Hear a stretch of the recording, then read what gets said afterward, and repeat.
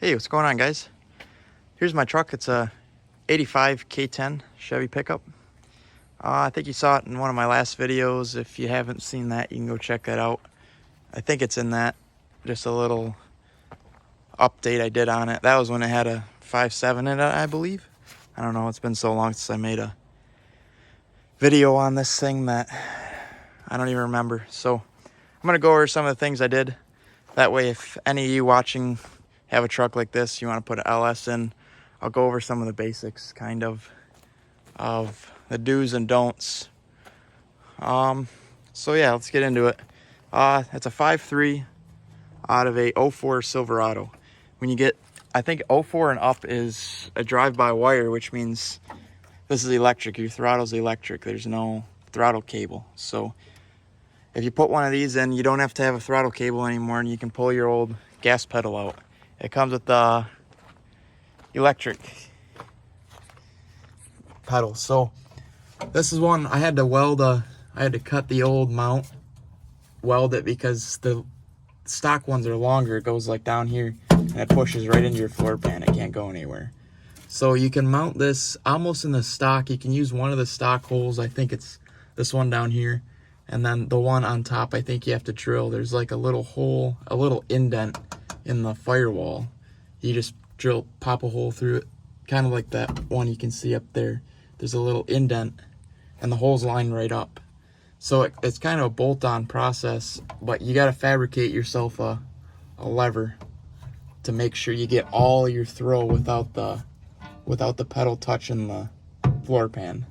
So that's about it for that. When you get these, when you get a 5.3 and the harness and all that, make sure you have your tack module. This is for the gas pedal. This controls the gas pedal, basically says what the gas pedal's doing and sends it to the PCM. And that's kind of an important piece you need, because if you don't have one of these, you're kind of dead in the water.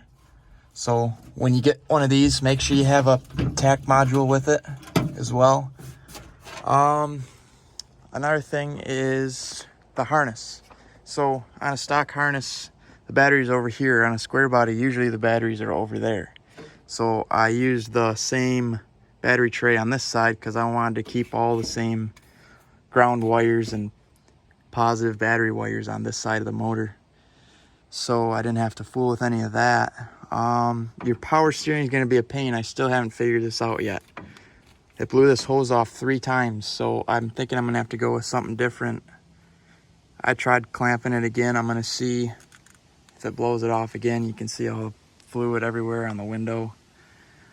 But I drove it yesterday, so, I mean, besides the power steering, it did pretty good. Here's your main firewall harness right here. So on these trucks, there's like 3 different clips. When you unplug this from the wall, from the firewall, there's 3 different plugs that come out of this. And one of them's gonna be for your windshield wipers. Another one's for like your headlights, taillights. And then the one on the far left, this side right here, this coil of wires, this is all your motor wires that controls your motor. Basically, your pink one is your ignition power. So when you turn your key on, this is hot. And then there's 2 other wires that are 2 red wires. One red one is for your battery and the other one's for your alternator. They both have to have 12-volt power for anything to run, because if they don't, nothing on your dash is going to turn on, which I found out the hard way. There's also a big purple wire here that goes to your starter. That's to your starter solenoid. That's an important one as well. And basically, there's a pinout on this too as well. You can find on Google. So you can run, like I got my power cables coming into the harness right here, going up and around and through the firewall. These trucks have a hole in the firewall on the left side of the, just above the left side of the motor, above the left cylinder head right here. You can actually flip the PCM up and around and put it all through there. Your plugs for the PCM can go right through the firewall, so you have a nice clean look out here instead of kind of a PCM flopping around and wires and junk you don't need. So this is for the mass airflow sensor. Most of this stuff's temporary just to get it running. I only had this motor in for a couple weeks, so it's kind of been a test run with it. I ran the fuel lines up and around here because I didn't want them to go back there over and touch the fuel line and vapor lock the fuel line or anything. For those who don't know what vapor lock is, it's when the fuel line gets really hot and the gas inside basically evaporates inside your line, and then you have an air pocket and your truck's going to shut off. So that's no good. So I ran them up and around, and then they just go around the back of the intake manifold into the fuel rail. So that's good. The radiator is out of a 96 Chevy pickup 1500. I got one of them because the tranny lines work. This is a stock trans, a 350 trans in it, so the stock tranny lines work. And so do your radiator hoses for the LS. I did the wiring harness myself. This is like my 4th LS swap I've done, so I kind of know without even looking online what wires to take. So this big chunk right here, none of this is soldered yet. This is all just twisted together just to make sure everything's going to work. So basically this big bundle of wires, this is all from your LS. So a lot of people get overwhelmed when they take this and they see all the wires. They're like, oh geez, I just can't do that. You just got to take it one wire at a time. Just go one at a time. I'm only 20 years old and I made this work. So basically there's a guy online, it's called lt1swap.com. He has step-by-step info on how to rework one of these harnesses. I mean, that's who I was going to the first time since I did my first LS swap, that 96 that you saw that's on my YouTube channel as well.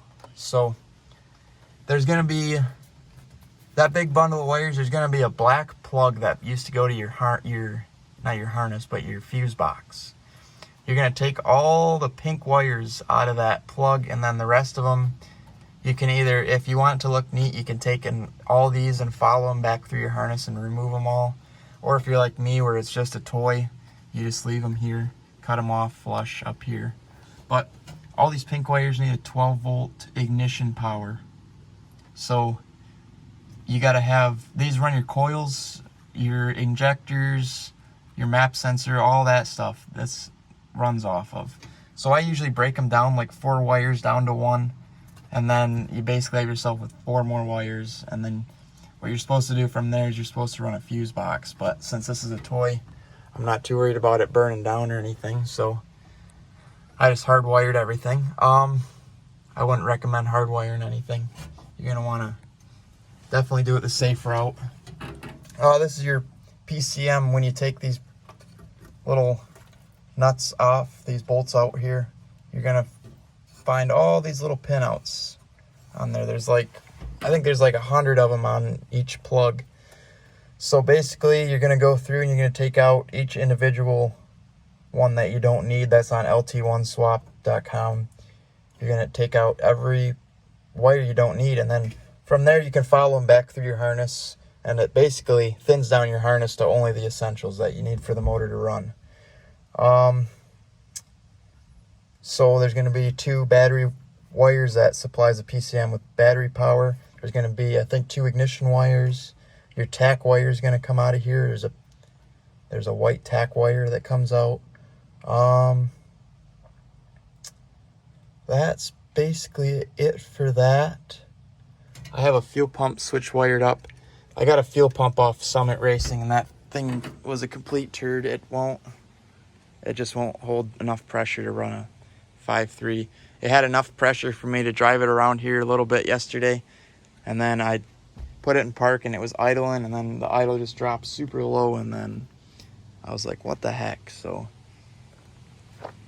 you're gonna want to go with I forget, my dad's truck's the 87. We put a 6-liter in with a 4L80E. I went with a fuel pump, an in-tank pump with that, and it works flawlessly. It fires right up. It has enough pressure. It's good. I don't remember where I got that from. I got it online somewhere, but You'll see a video on my dad's truck too pretty soon. It's almost done. It was a full frame up restoration, so I'll show you I'll show you that once I get the chance. Like I said, I don't have much time to make videos. I'm pretty busy. These are the tires off my 77 K10. The two front ones on this went flat on me the other day.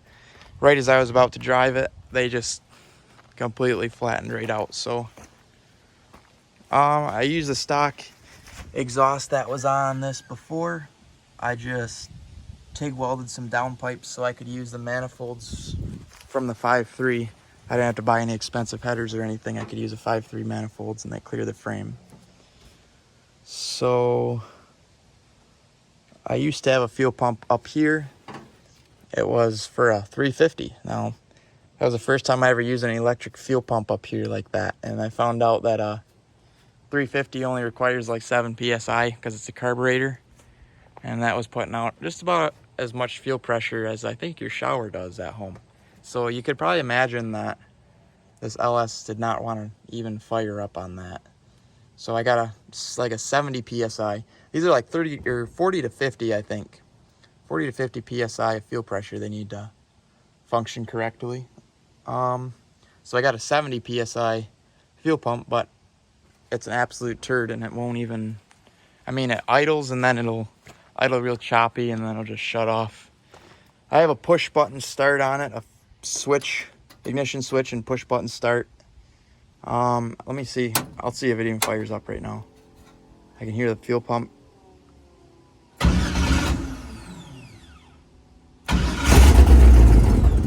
Oh. Yeah.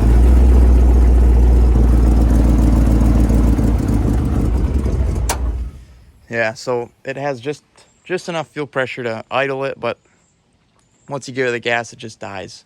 So I think this is the last video you're gonna see on this truck. Actually, one of my buddies wants to buy it, so I'm just getting her all finished up for him. I mean, like I said, it's taken me time. It's just one thing after another. I'm probably gonna have gray hair by the time I'm 30, but I'll get her done eventually. Trying to think, I think that's about it. Oh, there's a flex plate spacer you're gonna need. A flex plate spacer I got off eBay, and it took about 4 months to ship to my house because of COVID. So I ended up making one at work. I just made one. So, and then it came in the mail after I got this thing running. So yeah, I think that's about it. You'll see a video pretty soon on my 77 that I did the restoration video on. That's changed quite a bit. I think I said that in the past video too, and I still haven't made a video of it yet. That's my new truck I got over there is a 94 2500. Thinking I might put a diesel in it, maybe a Cummins someday. I don't know, but yeah, I just figured I'd show you guys what I did on this for those of you that are interested in seeing what goes into the LS swapping a square body. So if you have any questions, let me know in the comment section. I'll answer them the best I can. Have a good one. Thanks for watching.